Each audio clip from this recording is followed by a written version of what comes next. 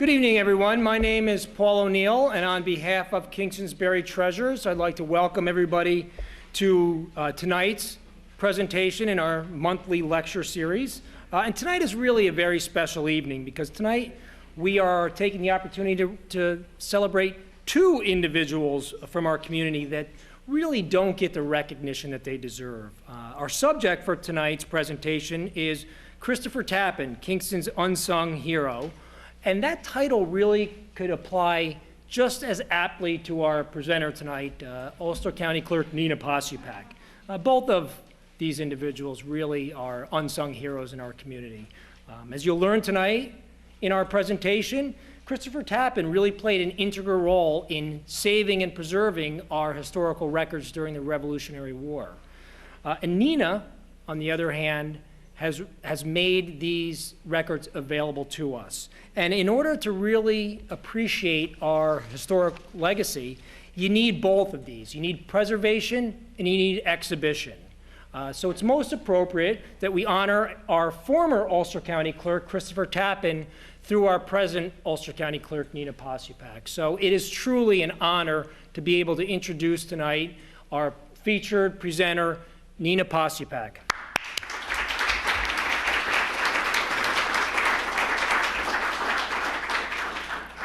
Thank you, Paul. I appreciate that. I would like to thank everyone. It's a pleasure to be here this evening.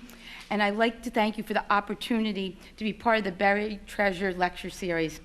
It's such a wonderful resource to bring people together, have all varied interests to speak about something that we all have in common, and that's the love of history. So the topic of tonight's lecture, as Paul said, will be Christopher Tappen. He was a member of the Ulster County Clerk's office, and through his valiant efforts and valuable records, when Kingston was burned, was saved because of him. However, that is just one of his many contributions to Ulster County, so we'll learn quite a bit about him this evening. As we begin this evening, I'd like to go over a brief outline with you so that you can follow along as we discover more about Christopher Tappen and his amazing contributions to Kingston and Ulster County. First, we'll start by looking at Christopher's birth and his parents, Petrus and Chauci Tappen. And I'll explain that name in a few minutes, where that comes from. Next, we'll move on to Christopher's marriage to Anne Wynkoop and the 9 children they would have. Finally, I'll talk about his various public offices, such as Deputy Ulster County Clerk, County Treasurer, New York State Assemblyman, New York State Senator, and Ulster County Clerk. In addition, we'll be highlighting the important role he played in saving early colonial records, such as the Dutch records during the burning of Kingston. So let's talk a little bit about Christopher's early life. He was born in June 1742 in Kingston, New York. He was baptized in the Old Dutch Church in Kingston on June 13th of that very same year. Christopher was named after his grandfather and his older brother, who died in infancy. Christopher was a surveyor by trade. In the years leading up to and following the American Revolution, many founding fathers were land surveyors. There was new land opening up for settlement, and someone needed to survey this new land and fix the boundaries. To become a surveyor, you did not need any formal education.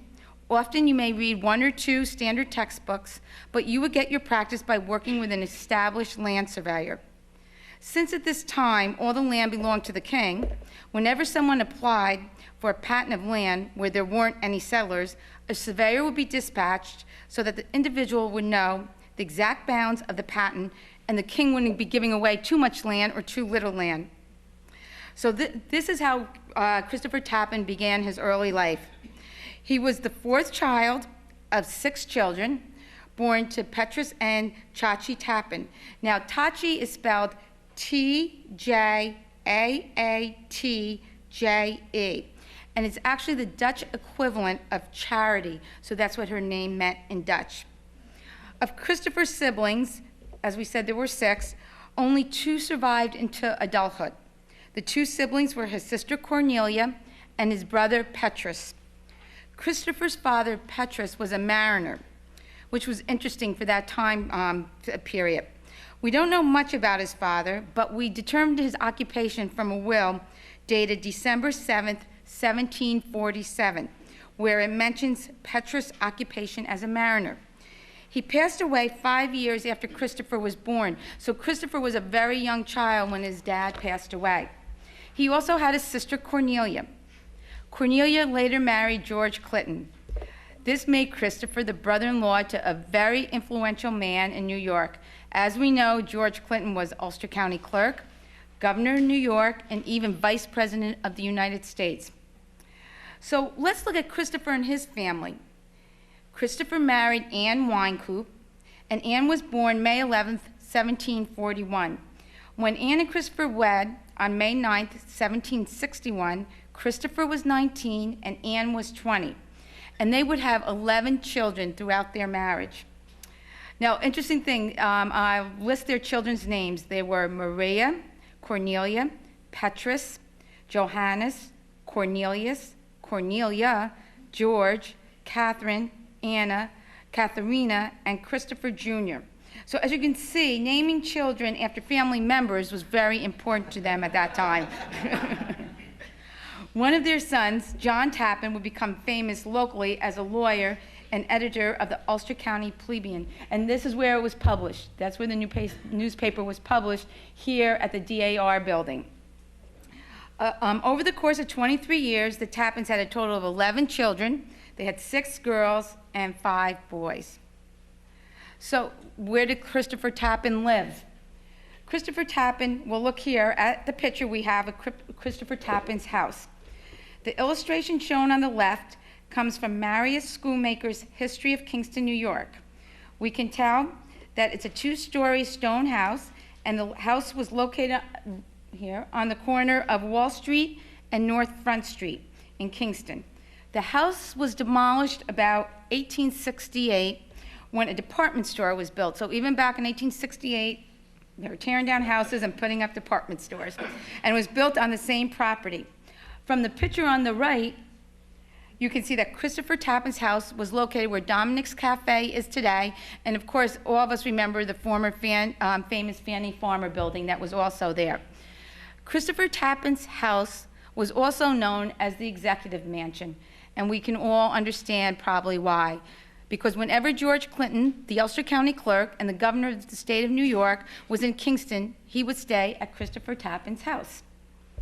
Recently, there was a new historical marker put there to commemorate that location as where George Clinton would stay whenever he was in Kingston.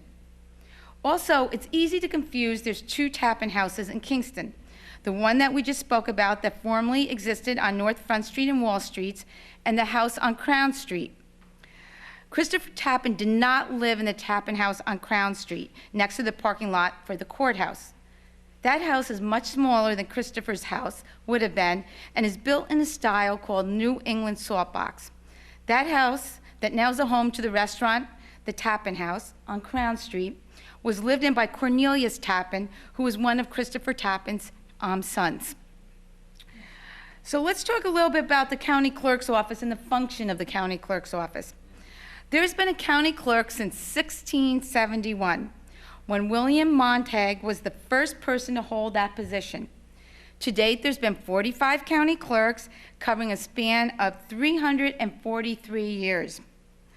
As we all know, the clerk's office acts as the keeper of the records. We oversee records dating back to 1658, and these records that we oversee include deeds, mortgages, maps, court records, and many other records. What is important about these records is that they tell a story. These documents, all put together, tell many stories of Ulster County's history.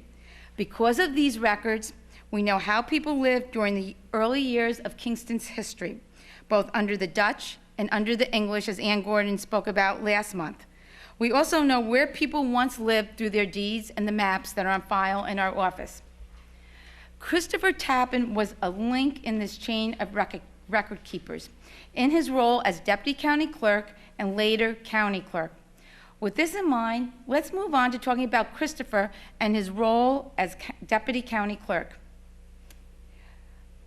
Christopher was Deputy County Clerk from 1765 to 1812. When he first started working in the clerk's office, he was 23 years old. Christopher served as a deputy for George Clinton, and George Clinton had been county clerk since 1759. So he was in office, George Clinton was in office about 6 years before Christopher Tappen became his deputy. Mr. Clinton's absence, of course, during the American Revolution, when he was a general, later when he became New York State governor, and finally when he became Vice President of the United States, Christopher Tappen, as the deputy, would administer the office. At this point in time, the county clerk was primarily responsible for filing court documents from the Court of Common Pleas, which at that time was the civil court, and the Court of General Sessions, which was the criminal court. In addition, the county clerk's office has always been responsible for recording land documents, which at that time were primarily deeds, mortgages, and maps. We're going to talk a little bit now about Christopher Tappen's oath of office. And we have that original oath of office, which is quite remarkable, in our archives. And I'm going to read to you his oath because I think the words of his oath are very powerful. And in your handout, there is a copy of the oath. On the front is a copy of the original oath, and on the back of the handout is a transcription of that oath. So please feel free to follow along with me if you like as I read it. I, Christopher Tappen, Deputy Clerk of the Inferior Court of Common Pleas and Deputy Clerk of the Peace and the Court of Sessions of the Peace in and for the County of Ulster, do swear that I will faithfully and honestly, according to the best of my skill and judgment, demean myself in and execute and perform the several offices of the Clerk of the Inferior Court of Common Pleas in and for the said county, and that I have not given or caused to be gave to George Clinton, Esquire, the present Clerk of the Peace, Inferior Court of Common Pleas, and Clerk of the Peace and of the Court of Sessions of the Peace in and for said county of Ulster, nor to any other person or persons whomsoever any sum or sums of money or any other reward whatsoever, either directly or indirectly, to procure my deputation or appointment to said offices from him, the said George Clinton, and that I will justly, faithfully, and honestly preserve and keep all the records, minutes, papers, writings of what kind soever that doth belong to either or every of the said offices that have or shall hereafter come into my hands and possession, and the same in all and every of them will deliver and yield up to the said George Clinton when he shall require the same of me. So help me God. By these powerful words, Christopher Tappen became Deputy Ulster County Clerk.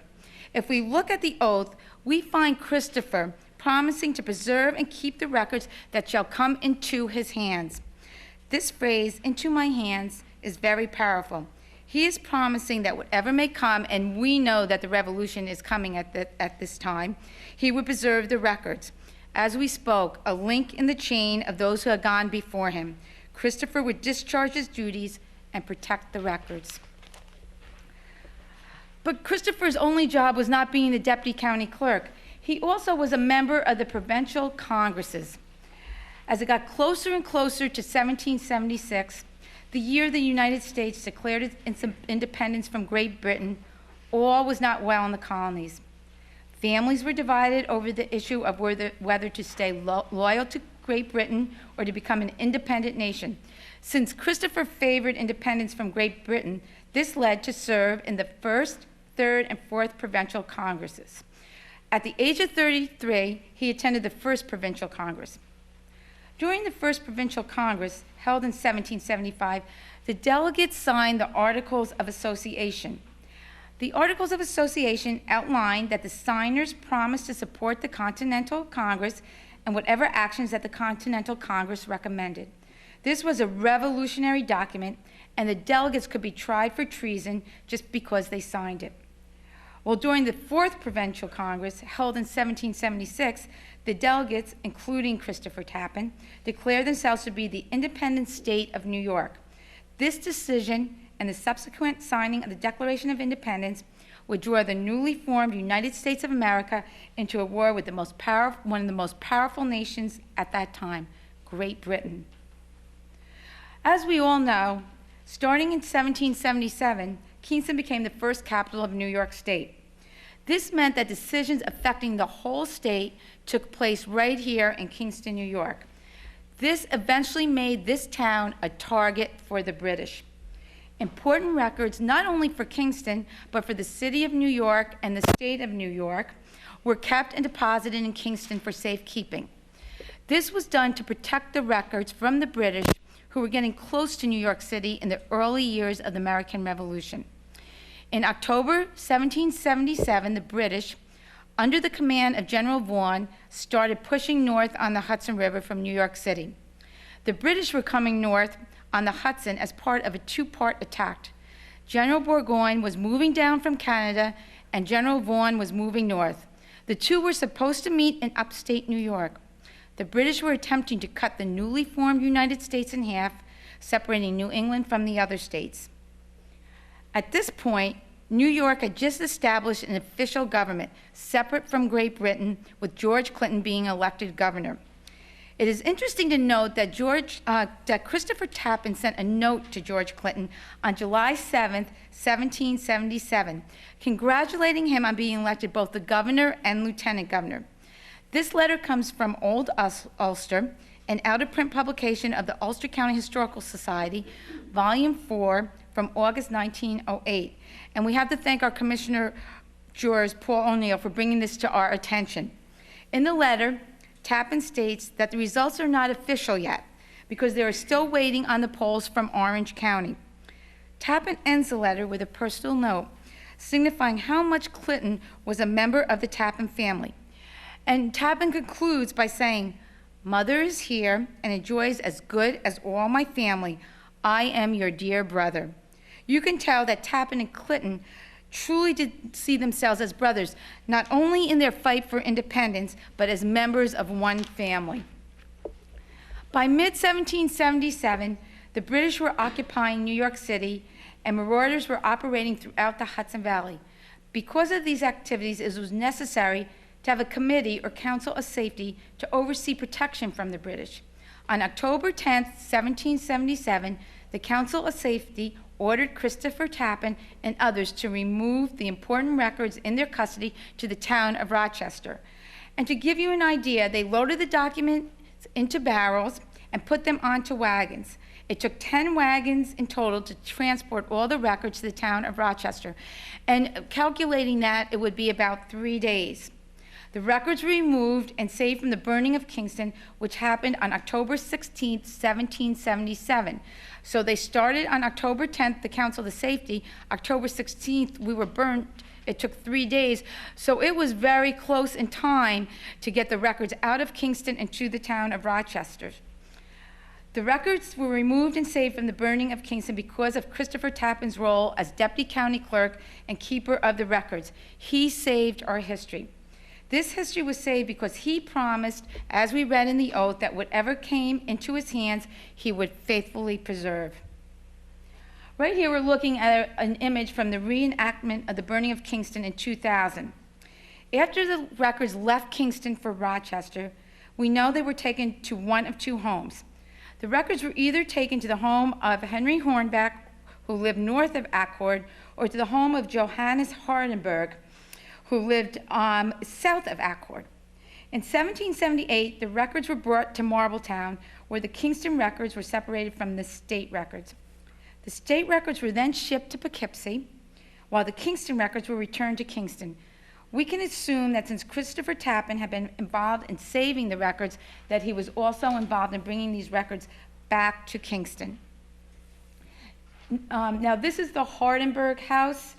And we believe that the records were actually kept in this room right here, this front right room, locked in this room.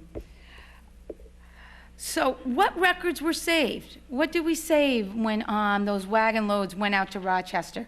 Well, there were things such as tax assessment lists. And what is a tax assessment list? A tax assessment list is a list of people who were living in a town at a given period of time, and it told how much their property was worth. It was also an unofficial census showing us names, both first and last, of the inhabitants. Because censuses were common tax assessment lists are helpful in determining who once lived in a town. These lists are a great resource for genealogists who are looking for relatives before census were done and were conducted. Now, of course, we save court records, both for civil and criminal courts. These records obviously are helpful in constructing what life was like for people through the years. From these records, we learn what people were buying, what they were paying for, and other various facts about social history. And of course, our land records.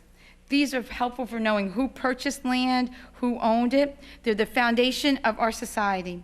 In order for us to operate as a civil society, we need to know to whom a piece of property belongs. Also, we need recorded how much is owed on the property and how much was paid for that property. Again, in order to operate, society functions best when records such as mortgages and deeds are recorded in the public record. That way, nothing can ever be changed, and both parties are clear as to the obligations that each must perform.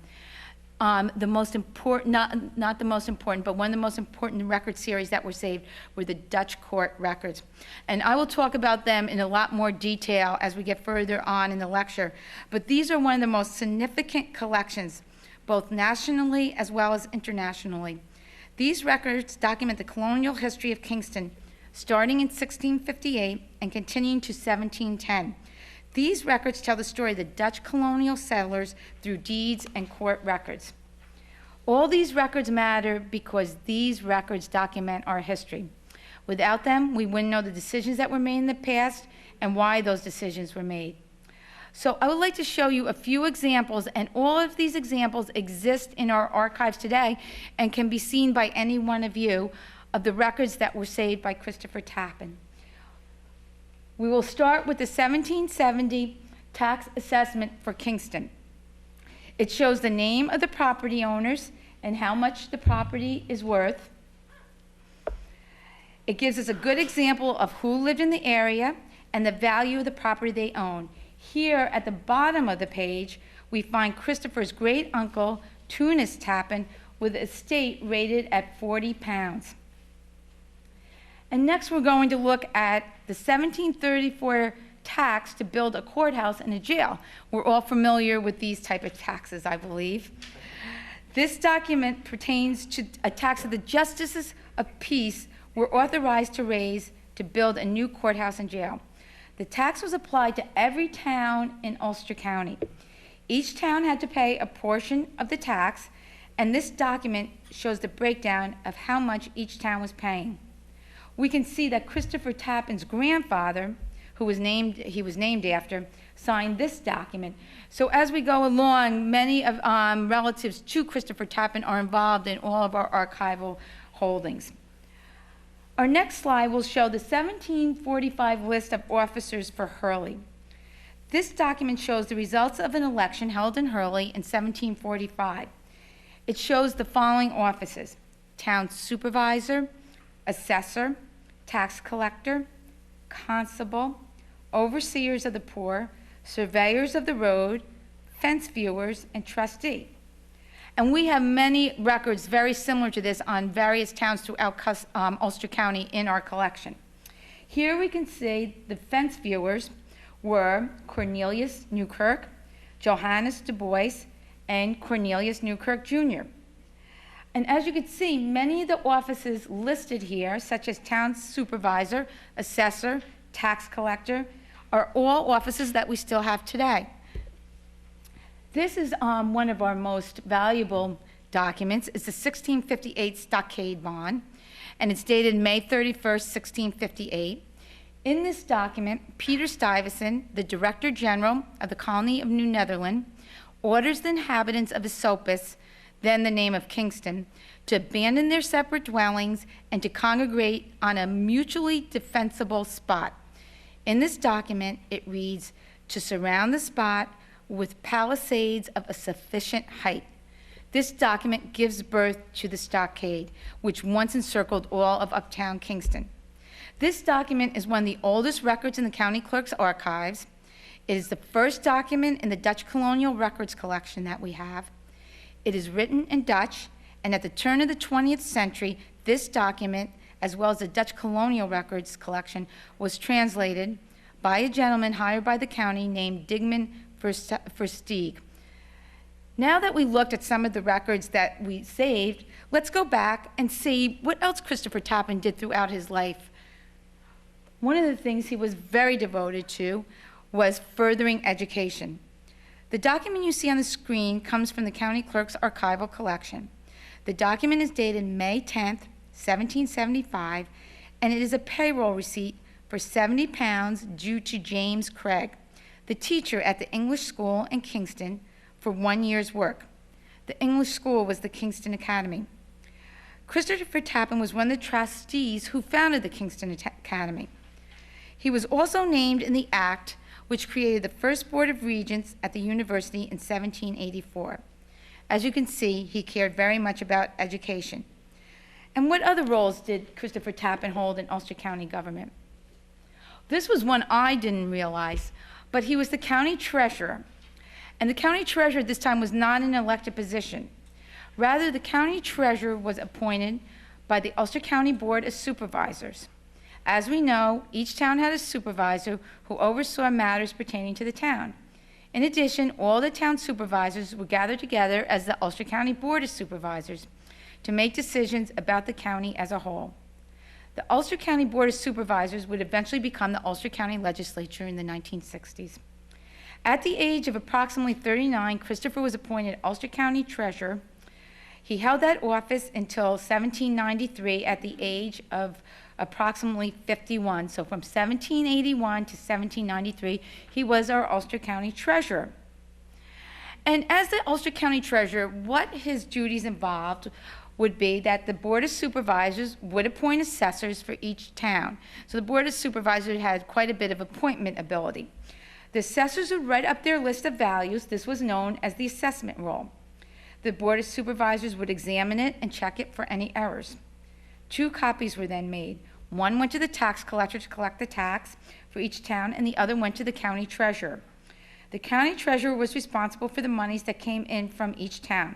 Some monies went to the state, some went to the county, and some went to individuals. He was required to keep accounts of what was paid out and to whom. Now here is the minutes of the Board of Supervisors, 1793, and it's showing the treasurer's accounts. These are accounts showing what individuals were due to be paid from the county treasury. On this account, we find expenses for individuals traveling on county business, carrying ballots, making the tax lists, and making repairs to the courthouse. This is an example of the accounts that Christopher Tappen would have managed. So now let's move on to Christopher Tappen's time in New York State government. He was very busy in county government, but he also held roles in New York State government. At the age of 46, he was elected to the New York State Assembly in 1788. He held that office for 1 term until 1790, when he was 48 years old. 7 years later, at the age of 55, in 1797, Christopher was elected to the New York State Senate, representing the Middle District. At this point in time, there were 4 Senate districts in New York State: the Southern, Middle, Eastern, and Western. Today we have 63 New York State senatorial districts. In the collections of the New York State Archives, we found a certificate of election showing Christopher's election to the Senate in 1797, and they were gracious enough to make a copy of this for us. This document here from 1797 shows the results of the New York State elections from that year. The Office of the Secretary of State of New York indicates that the individuals listed in this document have been elected senators for the 4 New York senatorial districts. On the first page, we find Christopher Tappen's name, along with 2 other individuals representing the Middle District in the New York State Senate. Now, let's move on to his last position that he held in county government, and that was as Ulster County Clerk from 1812 to 1821. He was appointed at the age of 70 after the death of George Clinton. At this time, county clerks were appointed by a board of senators in Albany called the Council of Appointment. The council made the decision to ask Christopher Tappen to become Ulster County Clerk upon the death of George Clinton. When Christopher Tappen accepted the position, he became the 13th Ulster County Clerk. One of the most important documented tasks that was handled by Christopher Tappen involves the records of the trustees of Kingston. In 1816, the Corporation of the Freeholders and the Commonalty of Kingston was dissolving. The Kingston Patent in 1687 established the Corporation of the Freeholders and the Commonalty of Kingston and provided a vast tract of land called Kingston Commons for public use. Any of you that come into our office realize that we still have the Kingston Common maps. The corporation was administered by trustees who created many records during the life of the corporation from 1688 to 1816. After the Revolution, the formal organization of towns was changed by the New York State Legislature. By 1816, the Corporation of Kingston had drawn to a close and was replaced with the Village of Kingston, managed by a board of directors. Upon the dissolution, the trustees sold all their records, deeds, books, minute books, minutes of the town court of Kingston, for $1 to the Ulster County Clerk. And these trustee records are researched all the time in our office, and we never realized that Christopher Tappen was instrumental in bringing them into the clerk's office. So here we're looking at the conveyance, the transfer of those records to the county clerk. The trustees recognized the important role that the county clerk provided in preserving history and caring for the records, which is why they sold the records to the county clerk. In this conveyance, the trustees sold the books, minutes, and papers, and they provided an interesting note. The trustees said, on the condition that the said maps, records, and papers shall be permanently deposited in the clerk's office of said county for the use of the inhabitants. That is each and every one of us, past, present, and future. So if you look up on the screen, you will see the conveyance showing the transfer of records from the trustees to the county clerk's office. To this day, as I said, we still have those records in our office, and anyone from any walk of life can walk in and see those records at any time. Next, we're going to look at a list of all the county clerks who have served Ulster County. To date, there have been 45 county clerks, and on this list, we can see Christopher Tappen's name highlighted in red. He was number 13. Before 1816, the county clerk's office may have either been in the courthouse or perhaps in Christopher Tappen's house. We don't know for certain. From 1816 to 1818, we believe Christopher Tappen had the records at his home. In 1818 until 1845, the county clerk's office was located in the courthouse. From Marius Schoolmaker's History of Kingston, we learned that when they built the new courthouse in 1818, it was desired to construct a fireproof county clerk's office. No doubt the events surrounding the burning of Kingston in 1777 were still fresh in the minds of individuals, and particularly Christopher Tappen. Christopher Tappen was the last appointed county clerk. From 1777 until 1821, county clerks were appointed by the Council of Appointment. The Council of Appointment was made up of 4 senators from the legislature. The Council of Appointment would meet with the governor and lieutenant governor to make various appointments.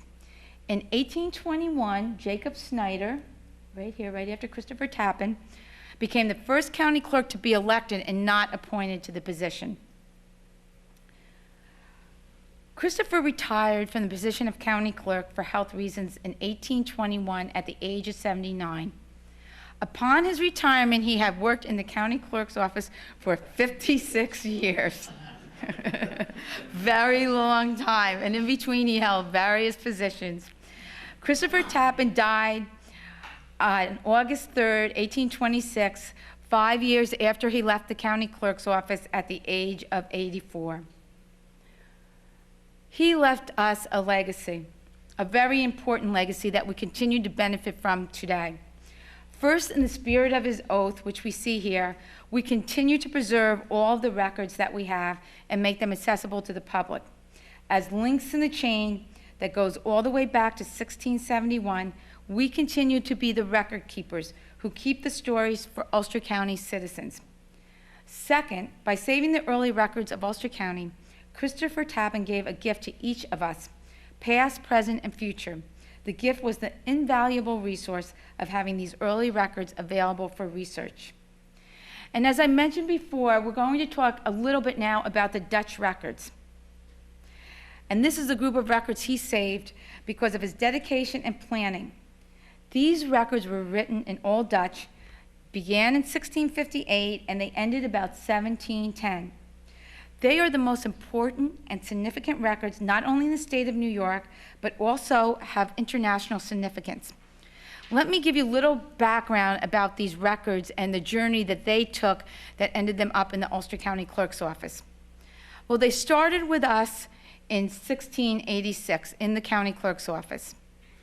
And in those records, there was a stray entry made in 1759, which states, September 1759. This is the Dutch book delivered by Mrs. Crook, widow, given to George Clinton, Clerk of Ulster County, before me, signed Cornelius Hornbeck. John Crook had been the previous county clerk, and upon his death, the Dutch records, and presumably other records as well, were given into the care of the succeeding county clerk, George Clinton. As we believe, they kept their records in their homes at that time when they were the county clerk. However, as time went on, fewer and fewer people could read the Old Dutch. So in 1855, the Dutch records went missing after being officially sent out for translation. The scholar who was supposed to translate them into English fell ill and died. The Dutch records were assimilated into the scholar's papers. For many years, no one knew what happened to them. They were assumed to be lost forever. Well, in June 1895, a mysterious package was delivered to the county clerk, who at that time was George S. Slate. Contained inside that package were the Dutch records, carefully wrapped and preserved. There was no return address, and the only clue was the package was sent from somewhere on Long Island. However, the records were still in Dutch, and even fewer people could read them. So in 1896, Ulster County hired a Dutch scholar named Digman Versteeg to translate them into English. It took Digman 2 years to translate the Dutch records. In 1899, he completed the project and delivered 3 volumes of translations to the county clerk's office, which we still have today. So what has the modern day county clerk's office done with these records? Well, in 2007, we began a data entering project, entering the English translations into a word searchable database in order to make them more accessible to researchers. Then the data entry was proofread to ensure accuracy. In 2009, as part of the 400th anniversary of Henry Hudson discovering the Hudson River, we unveiled a new website where the English translations of the Dutch records can be searched by keyword. One of the reasons this was done was to serve the people and to continue to make the records accessible to everyone.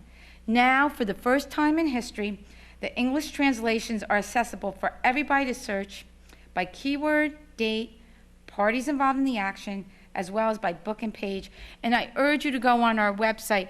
This is just one of many collections that you can search on our database, on our web archive, our archival website. So please take advantage of it and just use it whenever you feel like you want to do some research or are interested in looking at different collections. It really is amazing. Now, one example from the Dutch records of particular importance is an inventory for a man named Berg M Brock. The inventory of his effects was completed September 2nd, 1665, and this is the inventory that you see up here on the screen. It was just a few days after he had died. His inventory was one of the most extensive lists we have of the possessions someone from the 1660s would have owned, and it's 12 pages long.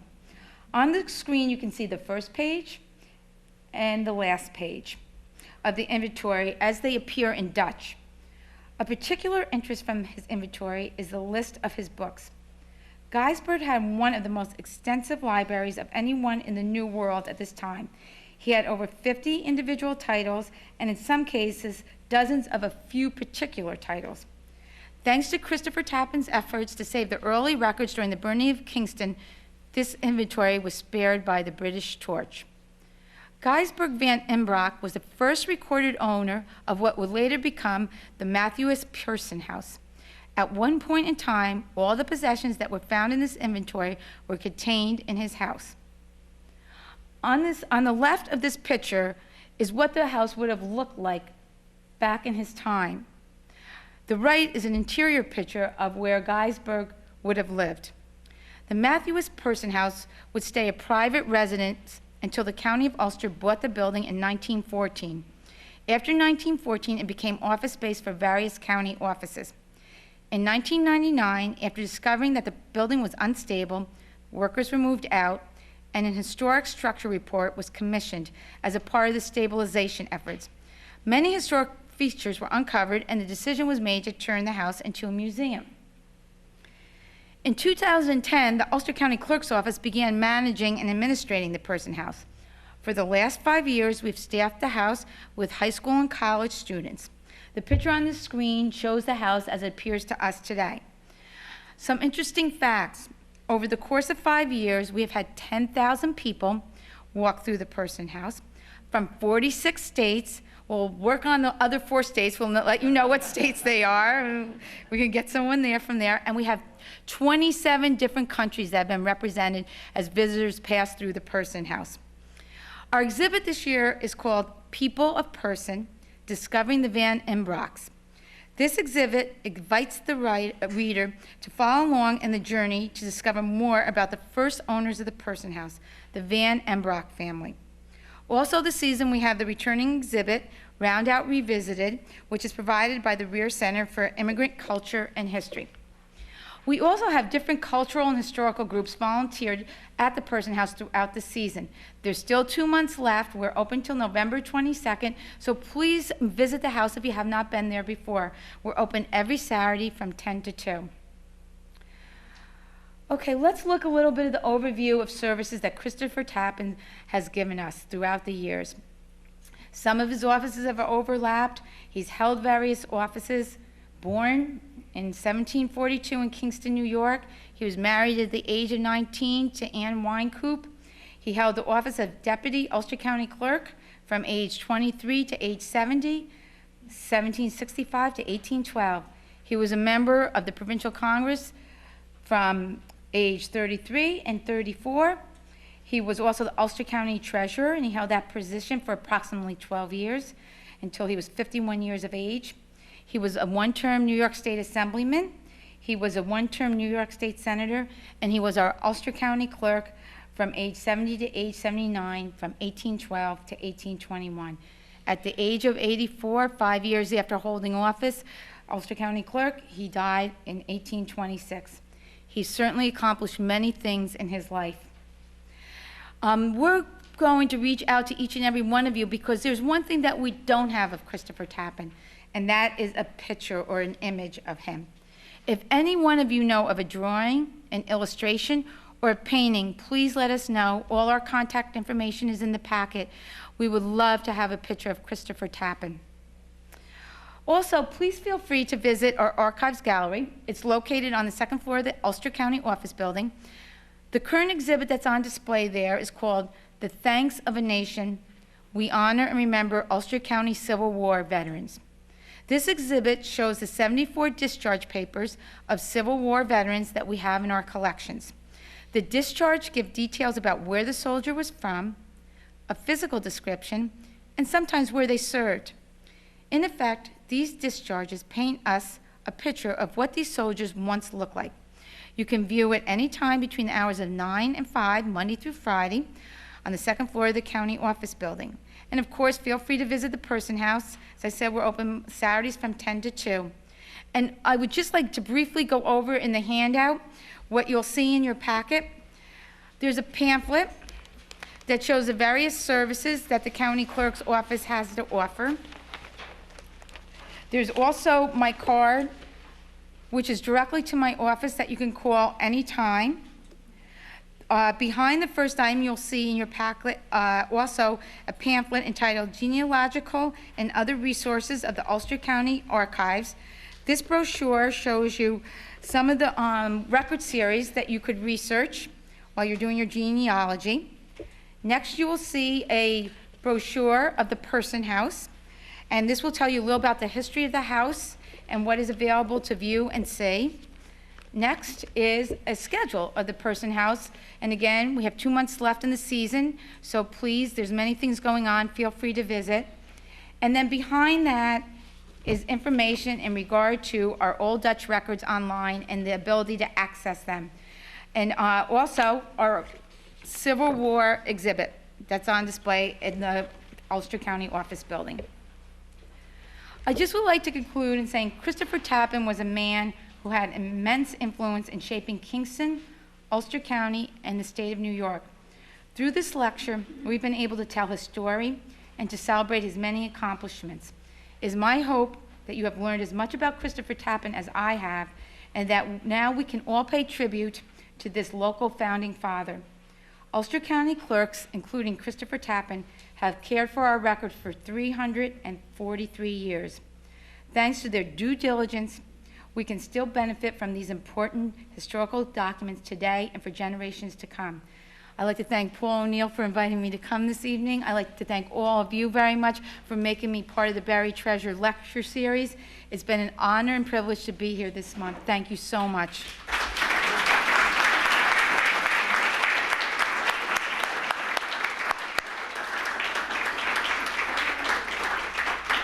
Nena, thank you so much. And as we see, there's in that list of county clerks, we've had a lot of county clerks. Some have been better than others. Christopher Tappen was an exceptional county clerk. Nena Possepack is just as exceptional. So again, Nena, thank you so much.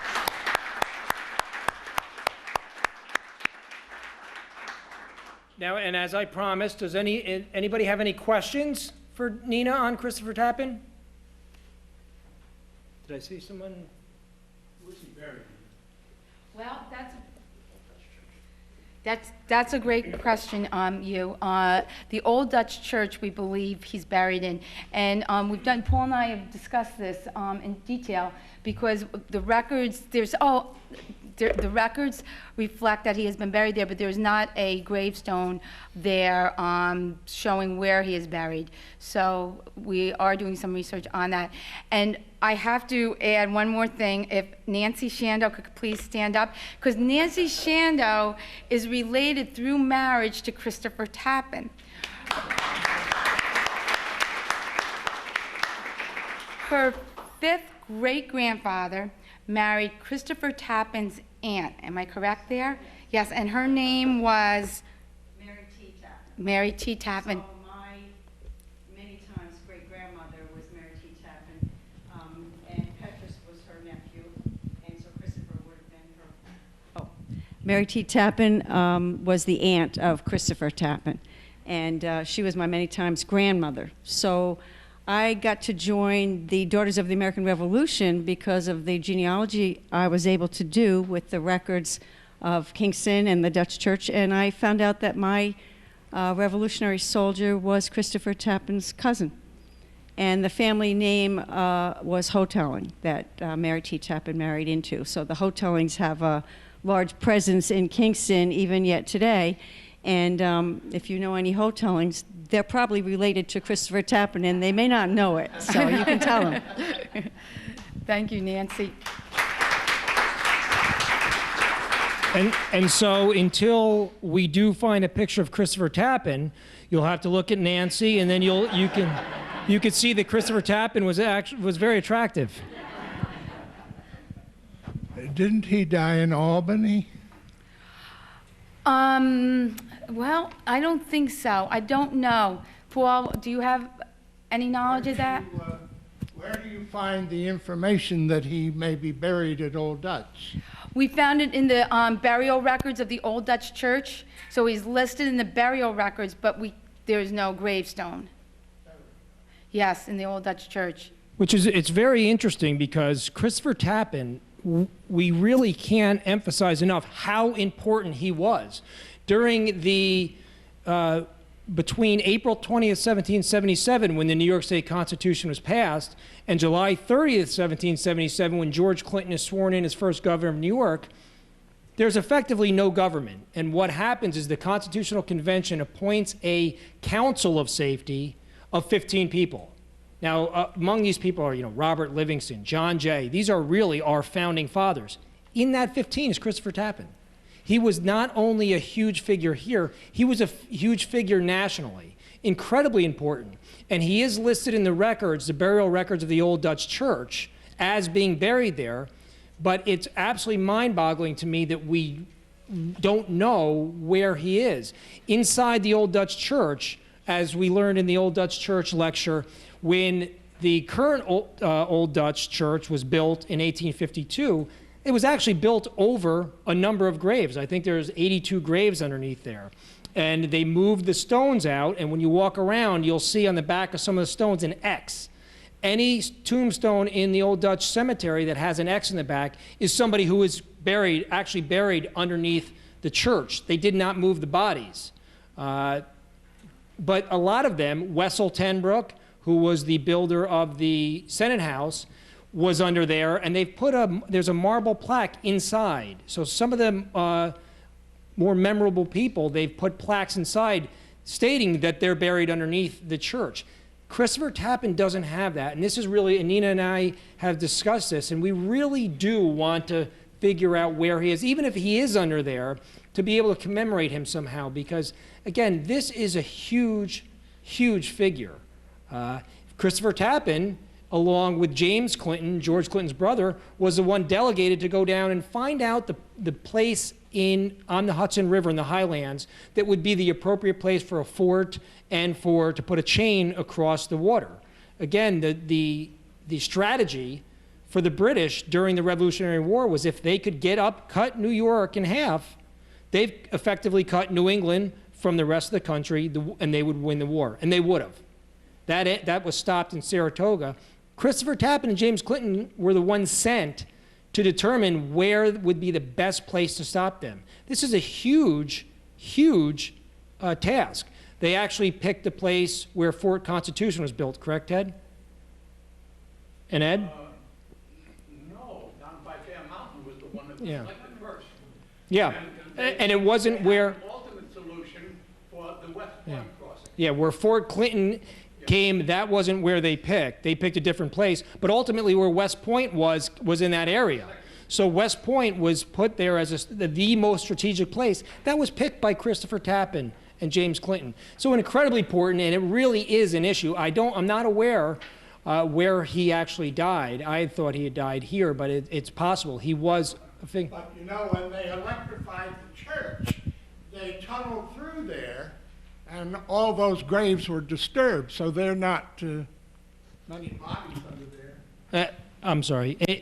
I don't know where they were. And to think of a building that big, that's foundation wasn't deep enough to disturb the graves, which you would think of 6 feet, is amazing. And that's kind of, I believe, what led to the problem with the Old Dutch for some time. It had braces on the side because there wasn't enough support for the weight of the building. But again, this is really something that we really need to do. Christopher Tappen, tonight was really the first step to recognizing someone who has deserved this recognition for so long. When we started this lecture series, Christopher Tappen was really one of the people that we decided to have this for. He appears everywhere, but some of the history is scant. So Nena and her staff, Alice and Ian and Lori, have done such an incredible amount of research, and it's just so appropriate that we are recognizing him. And it's even more appropriate that Nena is the one doing it, because as I said, you know, Christopher Tappen saved the records. But if they're saved, we don't know what they are. They're not made available. They're as useless as if they don't exist. And I've told it, I think, many times during this series. I had ran into Nena once, and was asked, we were talking about the wampum belt, which Nena was kind enough to bring to Ed Ford's dedication event. And we were talking about it, and Nena said, yeah, we have that at the clerk's office. And I said, wow, can I see it? And I had just been appointed commissioner of jurors. She said, yeah. So I'm thinking, oh, this is great. Look at this. I get this position. Look at this power I have. But you know what Nena said? She said, no, we'll show it to anybody. And that's absolutely true. She will show these records to anybody. As Nena told me that night, she said, those records are our records. They don't belong to me or to our office. They belong to you. and she has done everything she can to make them available, and she has done more to foster our history and our legacy than anyone I can think of. I look back at the history of our county and our community, which is so rich, and the two people that are most responsible for us being here tonight are Christopher Tappen and Nena Possepack.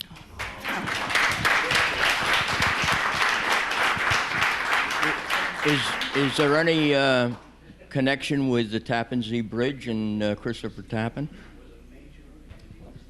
I don't believe that there is. I have asked that, and Tappen also, I believe that there's an Indian word or a location, but I had asked the same thing, and I had been told at some point along the line that it has no relation. But Christopher Tappen was related to the Livingston family. Robert Livingston from Claremont, incredibly important individual, was a relative. So when, one of the things that interests me was when the Constitutional Convention met here in 1777, I thought, where did these people stay? The John Jays, the Robert Livingstons. I believe that Robert Livingston certainly stayed at the Tappan House. John Jay was also related by marriage to the Livingston. He may well have stayed there.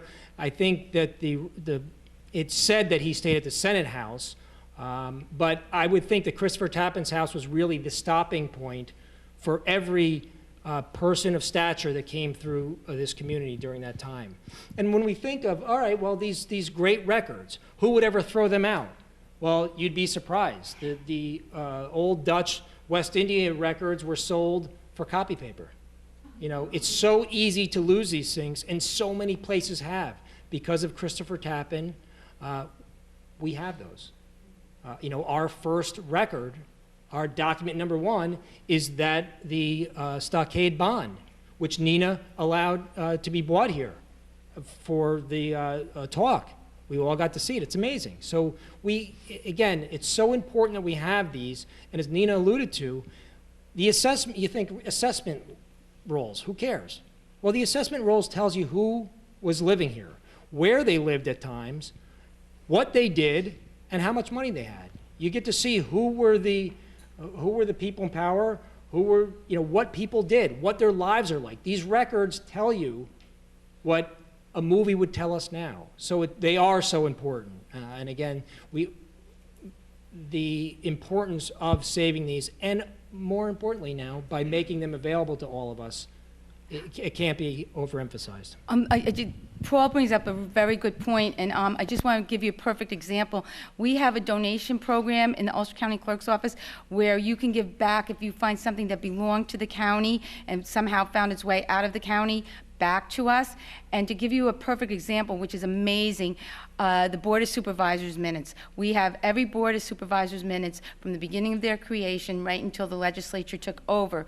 There was a segment that was missing from the Board of Supervisors minutes.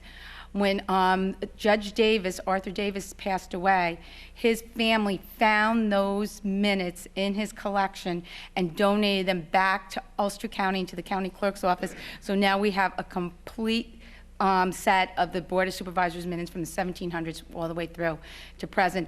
So Paul is right. They're in attics, they're in basements, they're in people's sheds, garages. It's amazing. And people do not see the value of those records. So we tried to get the word out. Please, if you could also, there is a donation program that they can give back. We will recognize the individuals that give it back to us, because many times people don't want to give them up either.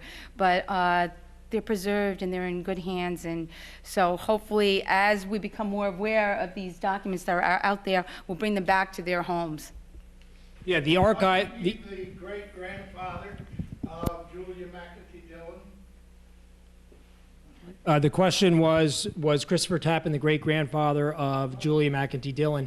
I'm not aware of that, that he is. Yeah, well, that could be. He may, yeah. I'll send you. Okay, great. We believe you. Excuse me, Nena, could you briefly describe how these records are preserved? Oh, sure. As people know, on Vauxhall Avenue here in Kingston, we have the Ulster County Records Center. And the Records Center has an archival vault. It's temperature and humidity controlled. The lighting is special for archival documents. Our fire suppression system is made for an archival vault. It's a building within a building. We have the cement block, which is, I believe, 8 inches thick, and it's built within the Ulster County Hall of Records. So they're preserved in temperature, environmental, and humidity controls. And in addition to that, everything is wrapped in archival paper, archival tissue. Nothing is touched unless they have white gloves on. So everything is really preserved so that for years and thousands of years to come, hopefully, people can still access those records. Well, we hope, right? You.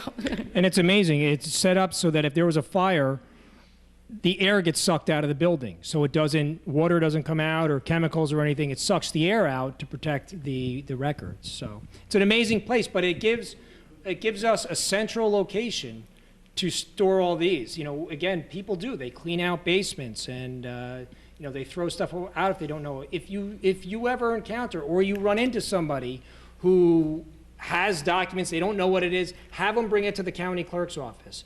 You know, maybe it is nothing, but once these documents are gone, they can never be brought back. So it is amazing. Why is George Clinton listed twice in the list of county clerks? He was listed twice, and I wonder if it's Was there a break or? Yeah, Can you pull that up? I wonder if it's prior to independence and after. No, it's 1850, 1759, and 1760 are the dates. Yeah, he was actually appointed. When he was appointed, it wasn't known as the county clerk. It was clerk of the Court of Common Pleas. He actually was appointed when he was 9 years old, I believe. And what had happened, you know, here is 1759 to 1760. He was actually appointed, his father was a surveyor as well. His father had done some surveying work out what was known as the frontiers then. It would be Western New York now. And as a thank you, the governor had offered him the position, I believe, of sheriff of New York City. Is that correct, Ed? But he didn't want that, and he asked that, why don't you appoint my son to something? They appointed George Clinton, clerk of the Court of Common Pleas, when he was 9 years old. Now, the position didn't take effect until the prior clerk died. When he did die, and George Clinton was 19 at the time, I believe, he took over that role. But in reality, you know, George Clinton was Ulster County Clerk for 53 years, I believe. But during that time, you know, the reality of the situation is Christopher Tappen was the one who ran the county clerk's office. As I've said before, it might be possible that George Clinton might not even known where the office was. But, you know, Christopher Tappen was really the one who ran it. I don't know why that is, and it might be that was a change in terminology from clerk of the Court of Common Pleas. I don't believe so, so I don't know, Frank. It is a very good question. We'll have to research that. Yeah, Yes. but, you know, and one of the great things is learning things here from you. I certainly don't know anything. When I don't know it, I usually tell, as I've said before, that Ed Ford told me, and people take it as gospel truth. But half the time, I'm just making it up. Any other questions? No? Well, again, Nena, thank you so much. Thank you so much. Can I see that? Okay. Oh, before everybody goes, hold on. The show's not over. As always, one of the things I do want to, you know, we talk about trying to find, I did something, I guess, and just changed that. I'm sorry, Joe, crooked. But when we talk about trying to find pictures of some of these people, it's amazing that some people who were of such huge stature, we can't find their pictures. One of them was this man, Charles DeWitt. DeWitt Mills Road, the DeWitt Mill well, was his. He was an incredibly important person. Second to George Clinton during the pre-Revolutionary War era and during the Revolutionary War era, Charles DeWitt would be the most famous person. And I couldn't believe that we couldn't find a picture of him. At the courthouse, we're displaying a copy of the first printing of the New York State Constitution. The only local member of the Constitution, the committee to write the Constitution in the courthouse, was Charles DeWitt. So I tried very hard to find a picture from him, and I couldn't anywhere. I recently found this picture. I had to go back to his third grade class.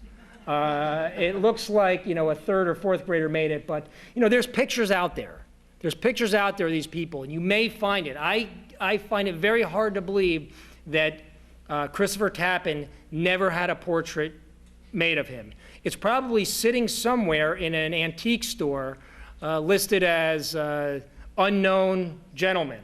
But keep an eye out, because you can find these things, and it would be absolutely wonderful for us to have a portrait of him and displayed prominently in the county clerk's office. Because like I said, I really think he and Nena are the two most important people in the history, you know, preserving our history. Where did you find that one? I found that one in, as a sketch in Old Ulster magazine. It was a magazine printed from, I believe, 1905 to 1911. Absolutely a wonderful magazine, but it found sketches. But I also had found, when I read the organizational minutes of the Ulster County Historical Society from 1858 or 1859. And it was started by George Pratt, Abraham Brune Hasbrook, George Sharp. And when they started, they asked, much like we're doing now, people, if you have historical records, please bring them in. And people brought in unbelievable things, and they list them. Unfortunately, we've lost most of these. There were two portraits of Charles DeWitt. This, I do not believe, was one of them. I believe they were actual portraits. We've lost them. So things are out there, and you may find them. And we ask the people who are historically minded and who appreciate our special history here to help out. You know, it would be great to be able to pass this on to the next generation. So, you know, as Nena said, the call is out. If you find it, let us know.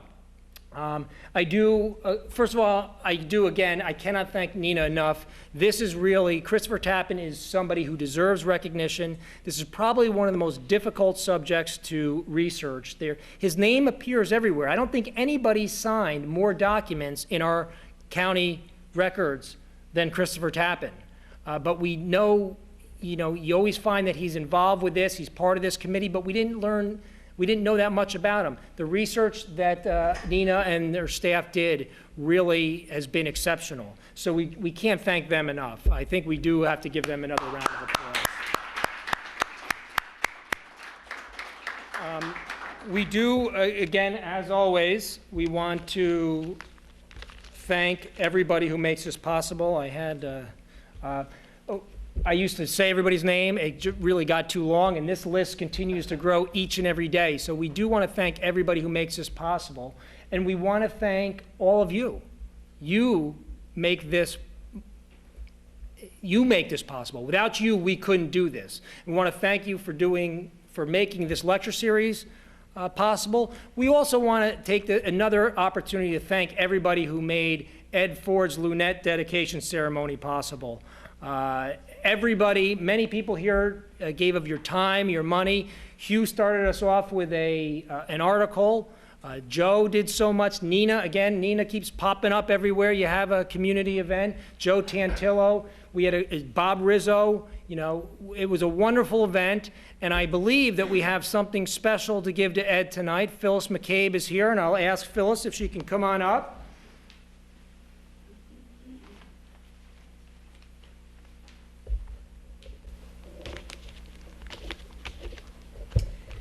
Hi. 2 Saturdays ago was a wonderful day for Kingston. Ed Ford was honored with a dedicated lunette at City Hall called a peace offering. And there were many dignitaries there, including Paul and Nena, and it was just a great day. And I captured it with my camera, and I just wanted to present this book that I made for Ed that he'll have as a remembrance.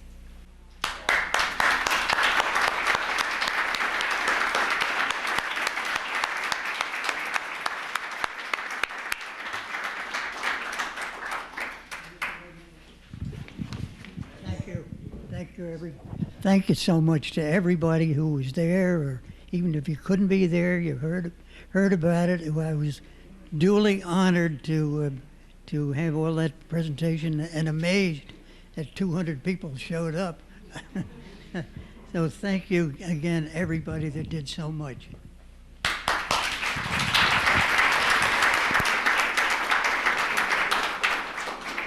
Thank you. Phyllis, thank you for doing that. Thank you for all that you do, and what a great way to honor Ed. It was a wonderful ceremony.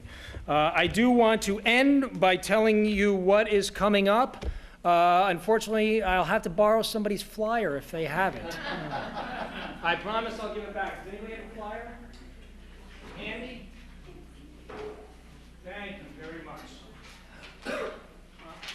I apologize. I knew what they were. I just wanted to give you the official title.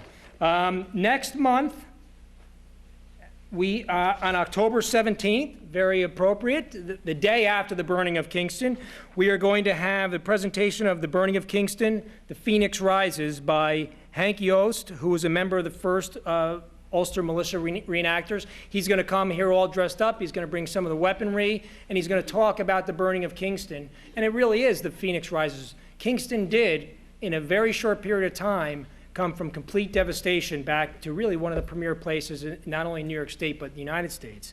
And then on November 21st, we have the Senate House, Cradle of Democracy, and that's going to be by Tom Kernan, or it might be by Dina Preston, he might have told me, but either Tom or Dina from the Senate House is going to be doing that. And, you know, what a great way. We've been here for more than 2 years. They have bent over backwards for us to make this such a special place. So I think we're due to learn a little bit more about the Senate House. So again, Nena, thank you. Phyllis, thank you so much. And thank all of you. Everybody have a wonderful weekend, and we'll see you next month.